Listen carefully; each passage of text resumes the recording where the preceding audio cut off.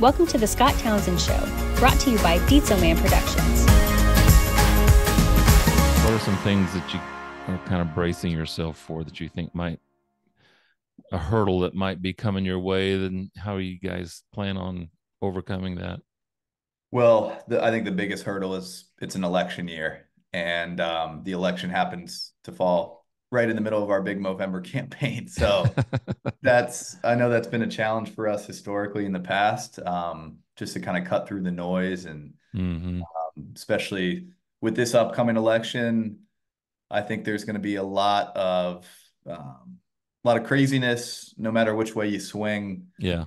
Um, there's going to be a lot of tension in this country. And I think cutting through the noise to cut through that tension, I think mental health is going to take a big toll on a lot of people because of that tension and that stress, no matter who wins the election. So I think that's going to be a huge hurdle for us. Again, just cutting through the noise and fighting that whole narrative. And then, more granularly, I think getting younger people more active and more engaged at Movember is becoming a hurdle for us because there are a lot of distractions these days. Younger people tend to care about different issues, whether it's climate change, environmental causes, which are obviously very fantastic as well. But it's one of our goals is to kind of plant that seed with younger people. And, obviously mental health is a very topical point of conversation, especially amongst the younger generations, and they're super proactive and progressive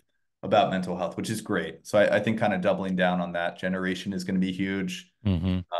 And then obviously, as I mentioned earlier, the economy, inflation, people are tightening their financial belts. That's going to always be a hurdle and a challenge for us, no matter what the year is. So, pretty typical nonprofit challenges. I mentioned the downward trend in the peer-to-peer fundraising market.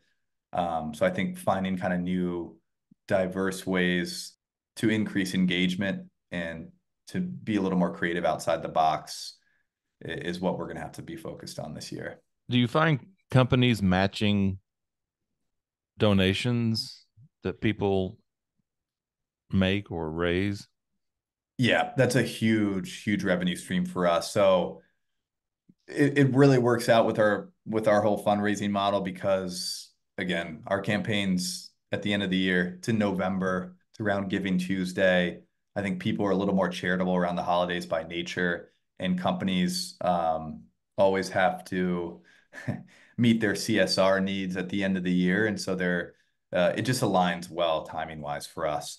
That is one point of emphasis that we are really trying to hyper focus on is around corporate matching. And we actually have a whole corporate matching portal on our website. So you can kind of look up if your company is in our system, and it'll automatically sync up with their matching program That's cool. directly to our website, which is great. So Meaning that if you raise $100, then they'll match the 100. And yep.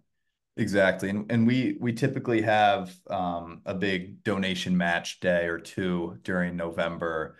In the past, MasterCard has funded that up to 150K.